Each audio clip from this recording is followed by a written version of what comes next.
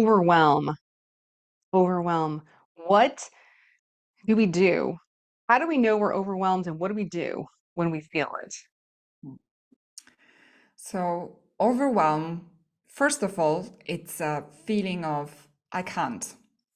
I can't do it. Like it's just too much. And it's interesting when we think that we are overwhelmed also to notice how it is in our body. Because usually when we feel overwhelmed, most of people would feel like oh, there's the energy is just running out. Or in my case, I feel like my legs get weaker, my arms get weaker, and it's just too much. It's just too much to do. And the overwhelm can be provoked by our perception that everything needs to be done right now, the stimulation that we have from the outside, so external pressure. And also, the news can create overwhelm and it adds anxiety and that feeling of worry and so many things that need to be attended to and that we need to pay attention to. So it's both a physically related sensation and that concept in our mind of how we perceive reality and how we perceive our ability to deal with the reality and what we have on our list. Mm. How is it for you?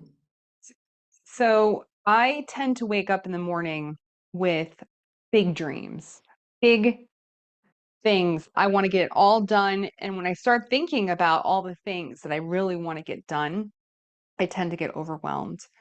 So what I've discovered is I get to a point where I have five things I want to do at the same time. And sometimes if I don't catch myself, and I've done this actually for years, I will go to the kitchen to start something, notice the laundry, go there, notice the cat needs to be fed, go there, notice that I left the bathtub on, go, and it's like I'm not getting anything done. I'm literally not getting anything done. And this happens in my jobs in the past is I open one file, I start reading it, I'm just like, I remember I have to check my email, I see a thing, and then it's like I don't get anything done. And I Mhm, think that's the impact of mhm, overwhelm and just being able to notice, oh my gosh, I'm overwhelmed right now. I need to do something. mhm. Right. It sounds about right. And how do you deal with that? What is your response? Well, it's taken 15 to 20 years to figure out how to deal with that. As an extrovert, as a ENFP in the Myers-Briggs, Enneagram 3, which I want to do a whole episode on that kind of thing. I'm an extroverted person, so my mind is out in the world. It's getting things done. It's not thinking about my body or my emotional states. And this leads me to completely forget about this part of me. So, what I've learned, but only through like extraordinary pain, is to stop, breathe, and slow down and meditate. A lot of times, even just a 10-minute little meditation, literally on any kind of thing, will make me realize all the things that I thought were important absolutely are non-essential and that I really need to do completely something else. Mm, So it's really just about slowing down, breathing, becoming present, and getting grounded, which is essential. And just going to yoga teacher training and becoming so into yoga, daily yoga, has given me all these tools to get into my body. mhm. Right. Well, that sounds like a very good strategy and also a strategy that acknowledges the state and the moment that you're in. And what I also like what you said about, well, when I meditate, I realize, oh, maybe none of those things was important, and actually something else is important. And when you say that, I'm imagining that you, through the meditation, you have the ability to, let's say, distance yourself to the thoughts and to the gravity of those problems that I need to tackle, and just creating that space and a little bit of distance, that, oh, I am not that feeling and sensation of overwhelm. And maybe the thought that I cannot deal with that, or it's too much, it's just a thought.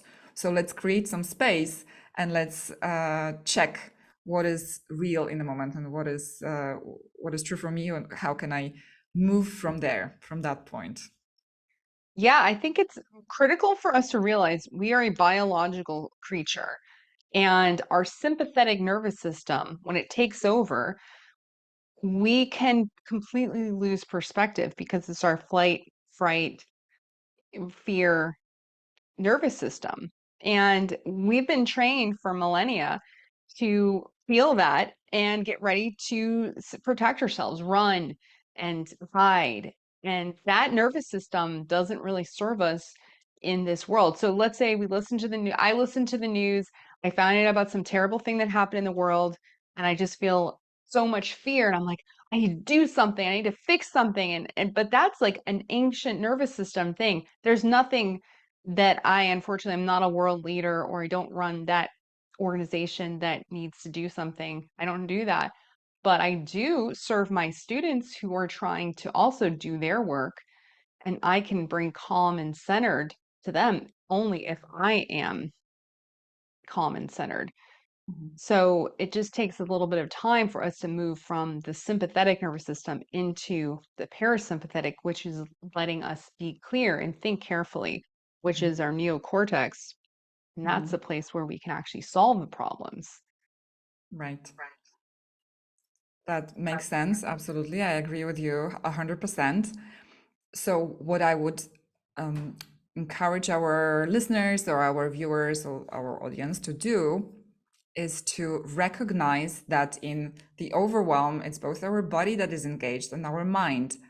And before we start deciding what it is that we need to do and think about it and solve those problems and do those things on the list, let's just tend to our body, because this is where the response lives primarily, right? So you mentioned one of the ways is to meditate, and it absolutely, I agree with that, and I support that. The simplest way to calm down our nervous system is to breathe. So I would Mhm. encourage people to breathe and take 6 breaths per minute. So these are breaths with longer exhalation.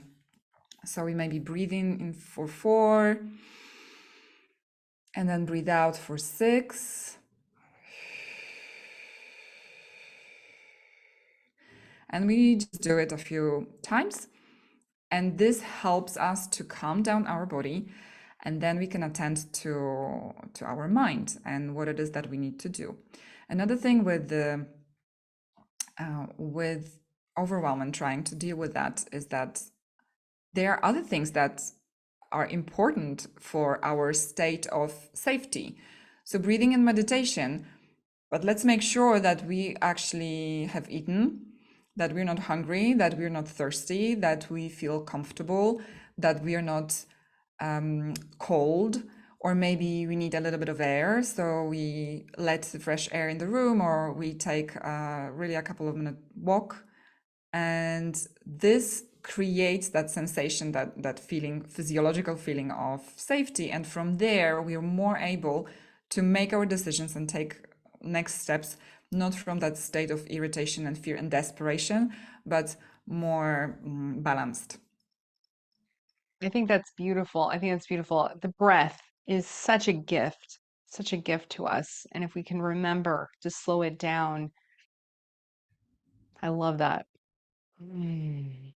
And I think it's important to acknowledge that the sympathetic nervous system is the reason we're here. If we didn't have that flight, fright, freeze, I don't know if freeze ever helps anybody. Maybe if it's an animal that can detects movement, but that got us here. It served us well, and be thankful for it. But then learn that the modern era requires the tools of the parasympathetic. So if we can just move calmly Mm. breathing, being warm, all the things that you just mentioned. I love that all. Then we can engage the tool set that actually is required for the modern problems Mm. we're facing versus saber-tooth tigers. Right. I think we can talk about sympathetic activation and fight, flight, freeze, and their utility maybe in another episode because it sounds like a very interesting, very useful area to explore. Good topic. I would like to add that especially in overwhelm, what I would invite people to do is to deal with the reality moment to moment. So the breath that we've been mentioning and highlighting so much the importance of breath. Mhm. Breath guides us, and breath allows us or reminds us how to just stay present in the moment and take one step at a time and one thought at a time and just one task from our list at a time. And when we feel overwhelmed, this is actually what can dissipate or at least alleviate that sensation of like, oh, it's just too much. So let's focus on what is in front of us, what feels really doable, what is like the closest thing that we can do, and allow ourselves also to ask for help. Let's not forget that feeling overwhelmed sometimes is just a sign that maybe we have taken too much on ourselves and maybe there's a way that somebody can help us, which always creates a way to connect with other people. And this is beautiful. I'm so thankful you reminded us to ask for help because there's this hero worship in the West of the lone individual solving all the world's problems, and the He-Man or the She-Woman out there with the cape. And I think that's extremely rare, if not a real thing. It's always a team of support, feeling supported every day, having people in your life that are there to give advice or just bring you a sandwich. It's really having such a huge support network. And I think if people don't feel like they have it, maybe the pandemic ruined their network or something, something happened. They got busy on other things and stopped networking and building out that friend group. I think it's important to be intentional. Like, can you go and find the kind of people you want in your support network? Find the people who be intentional. It sounds manipulative, maybe, but it's not. We need to cultivate a network of support that meets our needs. It's not an accident. And there's that old saying, and I forgot who said it, but you're the average of your five friends. So if you want to be better at being patient, let's say, or working out more, you should surround yourself with people like that. Don't surround yourself by donut eating, TV binging slobs. Find friends who are more aligned with your goals. And Hmm. that way they're there for you when you are overwhelmed because it's really important to have friends to take care of your cat, for instance. Hmm. Right. Absolutely. I agree with you. And for everybody who thinks that they really can do everything and they can be independent and they don't need to ask for help, people like it. People like to be asked for help. People like to feel I'm needed, I'm necessary. This is a way that we cultivate our relationships, that we nourish our relationships. If we come from a place of authenticity and open communication, and it's not, as you said, it's not about manipulating somebody into helping us. It's just to being open and sometimes vulnerable, which probably costs people the most. That, well, actually, I cannot do everything on my own. I need help. Can you help me? Can you be that person who can give me the support? And also be ready to hear that, well, sometimes the answer will be no. And it's also okay. And it's also okay. One thing that is good to remember in those moments when things feel just too much, that it is too much, acknowledge It is a lot. It is hard to deal with that. And I'm doing the best I can. And I'm doing the best that is in my power and to give that acknowledgement to oneself. I totally agree. And that reminds me of, oh my gosh, what's the guy's name? The Four Agreements guy, whose name I've now Don forgotten Miguel again. Ruiz. Yeah, say it again. Don Miguel Ruiz. Don Miguel Ruiz has this fantastic book called The Four Agreements, where the first one is always do your best. And sometimes your best is not that great because you're sick. So just accept it. Accept your best. And that is the most you can do. Accept your best and do that. And, you know, something that I think it's important to think about is people who were doing so much and then they just quit everything because they're too sick, right? They go into recovery or whatever that means for them. And you see that and you're like, wow, these people are okay. Everyone said, like, oh, they're very, very sick. We're just going to give them a break. So I don't know why we have to wait for that kind of extreme for us to give ourselves a break. Like, let's just give ourselves a little more space. Where are these expectations coming from? Does everyone really think that we're here to save the world? Probably not. It's probably only us that thinks that. So just lower the expectations, do your best, do one thing at a time. I think if we just realize, like, oh, if I just got one of these things done this month, maybe that would be enough for me and everyone else. And no one really cares that much. Right. There's a whole system of beliefs behind it, probably why it is that we take so much on ourselves. Well, I hope our viewers and listeners will stay with some practical tips from our conversation. Yeah, actually, I would love to share after I get centered, I would love to share my exact practical tips. So number one, realizing that my sympathetic nervous system is activated. That in itself could be a few days before I realize that, if not a few years, who knows? Whatever, however long that takes. Then after that, using the breath, feeling grounded, making sure I have enough water, or my electrolytes are balanced, just physically being in the right place.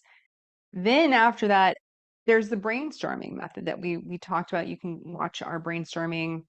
And I think just sitting down with a pen or using your iPad or whatever device you have to come up with a list. I think doing like a brain dump of everything that is on your mind and being able to see it versus it just staying in your head is a big value. Some people like journaling and some people don't. We also have a journaling episode. I'm going to link all these. Take the time to dump everything out by hand or on your computer and see it. And as you go through it, you can start analyzing how important is this?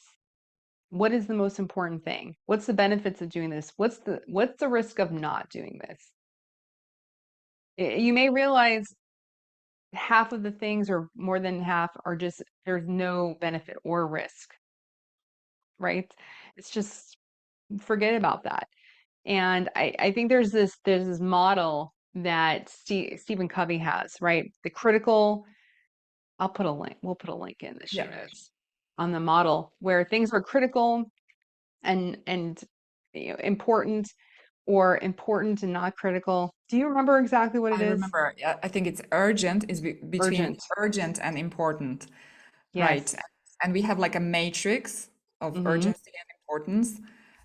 So I agree, that is really helpful when we are creating lists.